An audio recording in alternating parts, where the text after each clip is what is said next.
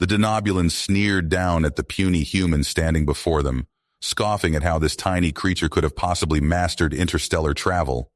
But Alexander Grant knew that underestimating humanity would be their fatal mistake. As Alexander emerged from his small shuttle onto the alien soil of planet Denobula, he was greeted by a delegation of towering, muscular beings. The denobulans stood at an imposing 7 feet tall, with rippling muscles visible even beneath their form-fitting uniforms.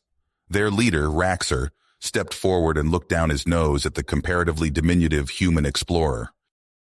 "So, this is the representative the humans send us? He looks like he would barely make a mouthful," Raxer said with a condescending chuckle. His fellow denobulans nodded and laughed in agreement. Alexander's translation device decoded their words from the guttural alien language. He maintained a calm, neutral expression, determined not to show any reaction to their insulting remarks. He had a mission to complete, securing an alliance with the denobulans, and he would not let their arrogance jeopardize humanity's interests. The denobulans led Alexander on a brief tour of a nearby city. Impossibly tall skyscrapers pierced the clouds. Gravity-defying vehicles soared between the spires. Holographic displays flashed vibrant alien script on every corner.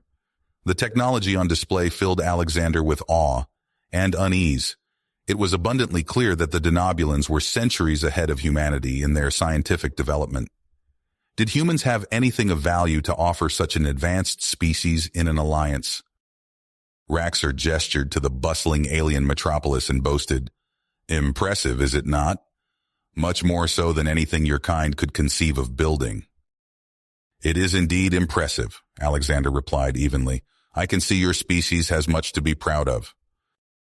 Raxer grunted non-committally, then casually added, "Of course, even our great cities may soon be reduced to ashes if our war with the Zorlax continues to go poorly. Their empire threatens our very existence." Alexander saw his opening. "It seems both our species face dire threats from hostile alien powers. That is why I have come, to propose an alliance against our mutual enemies." Raxor raised his eyebrows, then burst out laughing. "An alliance? With humans? When your most impressive creation is that primitive toy you arrived in? Surely you jest." Alexander kept his voice steady. "I assure you I am quite serious. And humanity is capable of far more than our current technology might suggest. Let me speak to your High Council. Allow me a chance to prove humanity's worth as an ally. The survival of both our species may depend on it." The amusement faded from Raxer's expression, replaced by calculating interest. "Very well, human. The Council will hear your proposal, but do not expect them to be impressed by what a creature as small as you has to offer." As Alexander followed Raxer to the council chambers, a grim realization settled over him. This audience would be humanity's one chance to make a positive impression on an alien power far beyond them. If he failed to win the denobulans' respect and secure an alliance, it could leave the Earth vulnerable to future conquest by aggressive alien empires.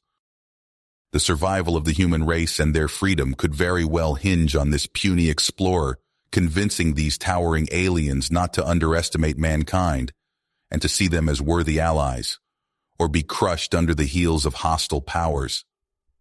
Everything depended on Alexander proving the denobulans tragically wrong in their dismissive first impressions of humanity. Alexander stood before the denobulan High Council in the cavernous chamber. The counselors loomed above him on raised platforms, their faces etched with skepticism and condescension. Alexander took a deep breath. "Esteemed members of the High Council, I come before you today to propose an alliance between our two species against our common enemy, the Zorlax. While humanity may be new to the galactic stage, we possess qualities that would make us invaluable allies in your fight for survival." Raxer let out a derisive snort from his place at the council table. "And what qualities would those be, human? The ability to be crushed underfoot by a denobulan child?" Alexander ignored the insult. "Humanity's greatest strengths lie not in our physical prowess, but in our unbreakable spirit, our clever resourcefulness, and our courageous spirit in the face of adversity. Time and again throughout our history, We have faced overwhelming odds and emerged victorious through sheer perseverance and strategic cunning. Bold claims from one so small, another counselor interjected, but we deal in proof, not empty boasts. Then allow me to demonstrate.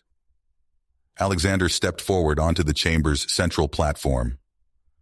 I propose a test of combat skill between myself and any Denobulan warrior of your choosing.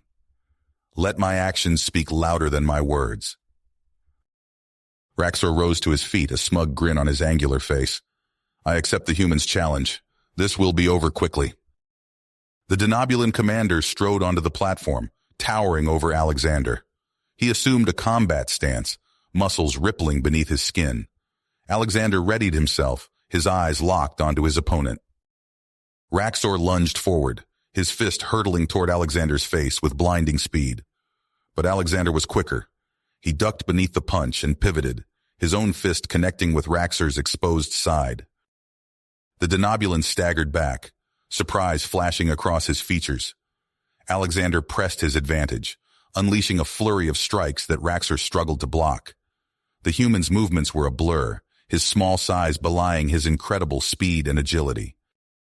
In a final stunning maneuver, Alexander swept Raxor's legs out from under him and pinned the larger alien to the platform, his forearm pressed against Raxor's throat. The chamber fell silent, the counselors staring in disbelief. Alexander released Raxor and stepped back, breathing hard. I held back to avoid causing serious injury, but I trust I have made my point about underestimating human capabilities. As Raxor pulled himself to his feet, humiliation and grudging respect warring on his face, the High Council erupted into excited murmurs. The human had their attention now. Alexander seized the moment. Humanity stands ready to aid the Denobulan war effort in any way we can. We can provide elite special forces teams, share innovative battle tactics, and offer access to rare resources from our space. We are also developing advanced weaponry that could give you a critical edge against the Zorlax. The counselors conferred amongst themselves, their demeanor markedly more receptive than before. But the head of the council held up a hand, silencing the others. You have intrigued us, human, but we require further proof of humanity's worth as a military ally before we can commit to an alliance. The counselor fixed Alexander with a penetrating stare. Are you willing to undertake a mission to demonstrate your value and cement our partnership?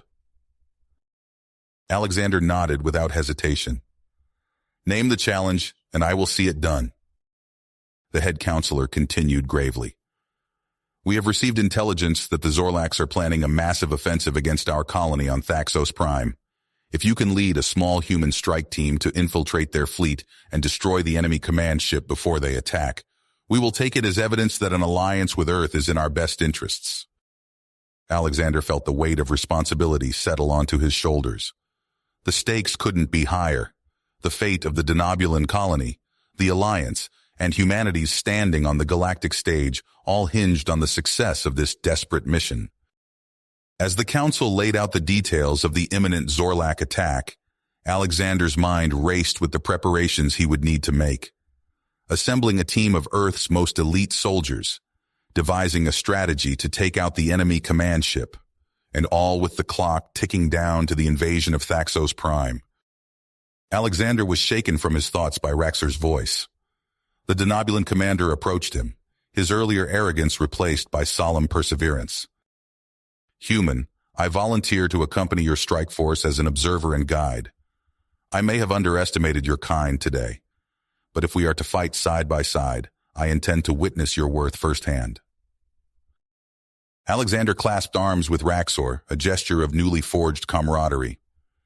I welcome your assistance, Commander. Let us show the galaxy what humans and Denobulans can achieve when we stand together. As the council chamber buzzed with activity, Alexander stepped away to contact his superiors on Earth. They needed to be briefed on the rapidly unfolding situation and humanity's pivotal role in it. The road ahead would be perilous, the odds stacked heavily against them. But Alexander knew that this was humanity's moment to prove themselves on the galactic stage, to forge an alliance that could reshape the balance of power in the cosmos, and to show every spacefaring species that though humans may be small, their courage and drive knew no bounds. He looked to Raxor and the strike team that was already assembling, beings of different worlds united by a common cause. The future was uncertain, the path ahead fraught with danger. But one thing was clear. For better or worse, humanity was about to take its first steps into a larger universe, and Alexander would lead the charge. Alexander Grant surveyed his team as they boarded the stealth shuttles. Each soldier moved with practiced efficiency, their faces set with grim focus. Raxor, the Denobulan warrior, watched with barely concealed skepticism. "Remember, we move fast and quiet," Alexander said. "Our window is narrow." The shuttle slipped past the enemy's outer defenses, their advanced cloaking technology rendering them invisible to scanners. As they approached the massive Zorlak command ship, Alexander felt a mix of anticipation and dread. "Boarding in 30 seconds, the pilot's voice crackled over the comm. Alexander turned to his second-in-command. "Jenkins, you take Alpha Team to the bridge. Beta Team with me. We're hitting the critical systems." The moment the shuttles latched onto the hull, the humans sprang into action. They cut through the outer plating with specialized tools, creating entry points in seconds. Alexander led his team through narrow corridors, their footsteps silent. They encountered their first patrol within minutes. 3 Zorlak guards twice their size. Before the aliens could react, 2 were down from precision shots to weak points in their armor. The third fell to a swift hand-to-hand takedown. Raxor's eyes widened. The humans moved like water, fluid and unstoppable. As they progressed deeper into the ship, Alexander's team planted high-yield explosives at key junctions. Every movement was calculated, every action precise. Meanwhile, Jenkins's team fought their way to the bridge. They used unorthodox tactics, hacking environmental controls to flood corridors with knockout gas, rewiring door mechanisms to trap enemy reinforcements. Alexander's comm crackled. "Bridge secured," Jenkins reported, initiating systems override. "Copy that," Alexander replied. "We're almost—" Alarms blared. They'd been discovered. "All teams, exfil now," Alexander ordered. They sprinted back the way they came, Raxor struggling to keep up with the smaller but faster humans. Enemy fire erupted around them, but they weaved and dodged with uncanny agility. They reached the bridge just as Jenkins broadcast the false evacuation order. Confusion spread through enemy ranks, buying precious time. "Detonate now or wait?" Jenkins asked. Alexander's mind raced, weighing options. "Detonate. We end this now." He hit the trigger. The ship shuddered as explosions tore through its vital systems. "Move!" Alexander shouted. They piled into commandeered shuttles, rocketing away from the dying vessel. Through the view screen, Alexander watched the massive ship break apart, its fragments burning up in Thaxos Prime's atmosphere. Back with the Denobulan fleet, Raxor stood before the High Council. "I have witnessed the impossible," he declared. "These humans, small as they are, possess courage and cunning beyond measure. Their alliance could turn the tide of this war." The council deliberated briefly before reaching a unanimous decision. A full military pact was formed. As cheers erupted around him, Alexander felt the weight of responsibility settle on his shoulders. This victory was monumental, but he knew it was only the beginning. The true test lay ahead, in the long and bloody conflict to come. The ink on the alliance treaty was barely dry when Alexander Grant sprang into action.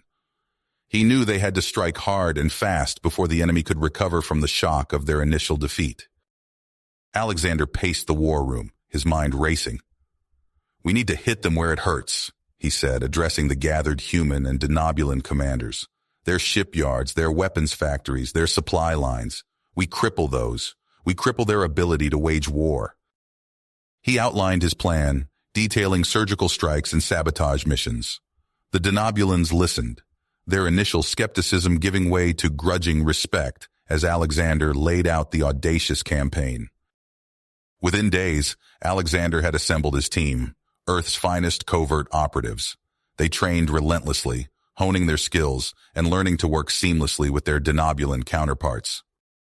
Their first target, an occupied mining colony. Alexander's team slipped past enemy patrols under cover of darkness, making contact with the local resistance.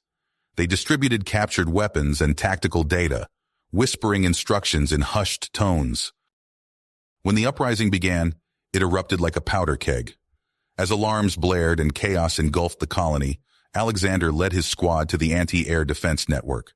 They worked with practiced efficiency, planting charges at key points. "Fire in the hole!" Alexander shouted. The explosions rocked the night, taking out the colony's defensive capabilities in one fell swoop. As Allied warships descended from the sky, Alexander watched evacuees stream toward the landing zones. The mission was a resounding success, but there was no time to celebrate. Their next operation took them to the heart of enemy territory, a massive shipyard churning out vessels of war. Alexander's team stowed away on derelict freighters, holding their breath as they passed through security checkpoints. Once inside, they moved like ghosts through the facility. Alexander personally uploaded the virus into the central computer hub. Alarms shrieked as systems crashed, fires erupted, and vital machinery ground to a halt. As they made their escape, Alexander allowed himself a grim smile. The enemy had just lost one of their most important production centers. But the most daring mission was yet to come. Under the cover of night, Alexander led his team in an assault on a heavily fortified munitions depot. They moved with liquid grace, evading patrols and disabling security measures. Alexander's heart pounded as he placed the final singularity charge. "Everyone out now!" he hissed into his comm. They were barely clear when the charges detonated. The resulting explosions lit up the sky, visible from worlds away. An entire stockpile of enemy ordnance vaporized in an instant. As the campaign raged on, reports flooded in from across the sector. Shipyards disabled, supply lines in tatters, enemy morale plummeting. The humans had become the boogeyman that haunted the enemy's nightmares. Meanwhile, Raxor led the charge on multiple fronts, liberating occupied colonies with ruthless efficiency. He had to admit, these human tactics were devastatingly effective. After months of relentless combat, Alexander returned to Earth. He stood before the UN Security Council, delivering his report. The Alliance had made staggering gains. The enemy war machine lay in ruins. But as he finished speaking, Alexander's expression darkened. "There's more," he said gravely. "We've intercepted transmissions. The enemy is desperate. They're talking about using experimental bioweapons, weapons that could render entire planets uninhabitable." A hush fell over the room. The implications were clear. If they were to save their denobulan allies and themselves, they would have to be prepared to go to extremes they had never before contemplated. As Alexander left the council chambers, his mind was already racing, formulating plans for the grim challenge that lay ahead. The war was entering a new phase, and humanity would have to be ready for whatever horrors awaited them. Alexander Grant stood before the Allied Human Denobulan Command, his face etched with lines of exhaustion. The room buzzed with nervous energy as he prepared to deliver his report. "The enemy's industrial capabilities have been crippled," he began, his voice steady despite the weight of his words. "But we've uncovered something far worse." He tapped a series of commands into the holographic display. Grainy footage flickered to life, showing alien scientists working feverishly in a sterile laboratory. "This is a bioweapon," Alexander explained, his eyes hard. "One capable of wiping out all life on entire worlds." The Denobulan High Counselor leaned forward, his multiple wives furrowing in concern. "How sure are we of this intelligence?" "Completely," Alexander replied. "We've traced the source to a hidden research facility, but its exact coordinates remain unknown." Raxor, the Denobulan commander, banged his hand on the table. "Then we must act now, launch an orbital strike and—" "We can't," Alexander cut him off. "Not without precise coordinates. We'd risk missing the target entirely." A tense silence fell over the room. The implications were clear. If they failed to stop this weapon, billions would die. Alexander straightened his shoulders. "I volunteer to lead an infiltration team. We'll penetrate the facility, confirm its location, and designate it for orbital bombardment. Raxor's eyes widened. You can't be serious. The risks are necessary, Alexander finished. My team's skills are uniquely suited for this. It's our only shot. Raxor opened his mouth to argue further, but Alexander pressed on. We have a responsibility to our new allies, to all life in this sector. We must do whatever it takes. The Denobulan commander's expression softened. After a long moment, he nodded. Then I will join you on this mission. Hours later, Alexander crouched in the shadows outside the enemy facility. His hand-picked squad moved silently behind him, their experimental stealth suits rendering them nearly invisible in the darkness. He raised a hand, signaling a halt. Ahead, a patrol of hulking alien guards marched past, oblivious to the human infiltrators mere meters away. Alexander tapped his communicator, his voice barely a whisper. Team 2, status? In position, came the reply. Security grid is down. You're clear to move. They slipped past the outer perimeter, hugging the walls of the sprawling complex. Auto turrets swiveled uselessly, their sensors blind to the intruders. As they neared the central biodome, Alexander felt a chill run down his spine. This was where the enemy cultivated their apocalyptic pathogen. One mistake could doom entire worlds. They reached a heavily reinforced door. Alexander nodded to his tech specialist, who attached a device to the locking mechanism. Seconds later, it hissed open. Inside, banks of computers and strange, pulsing containers lined the walls. Alexander's team moved swiftly, accessing terminals and planting uplink beacons. Sir, one of his men called out, I've got a lock on our coordinates, transmitting to the fleet now. Alexander allowed himself a small smile. They'd done it. In moments, this nightmarish place would be reduced to ash. Suddenly, the lab's doors slid open. A security team burst in, weapons raised. Intruders! One of the aliens bellowed. The air erupted in a hail of energy bolts. Alexander's team dove for cover, returning fire with practiced precision. Nanocamo now, Alexander shouted. He felt a tingling sensation wash over his skin as the implanted device activated. In an instant, he and his men shimmered out of view. Taking advantage of the confusion, they unleashed localized EMP bursts.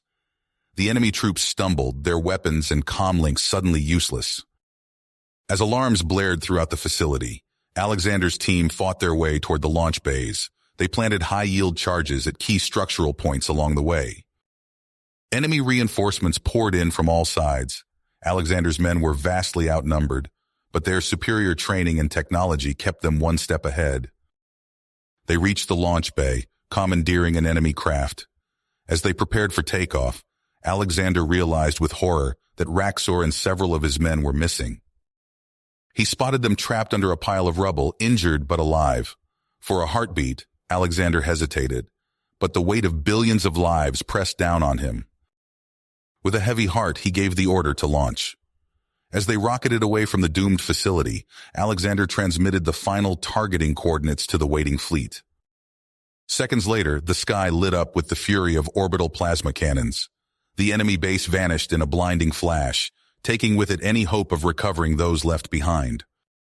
Alexander stared at the view screen, his face a mask of grim persistence. The mission was a success, but the cost had been higher than he ever imagined. You have reached the end of the story. If you enjoyed this story and want to support us, please leave a like and subscribe to our channel, and for every comment that says 88, I will heart every single one of them. Thank you for your time.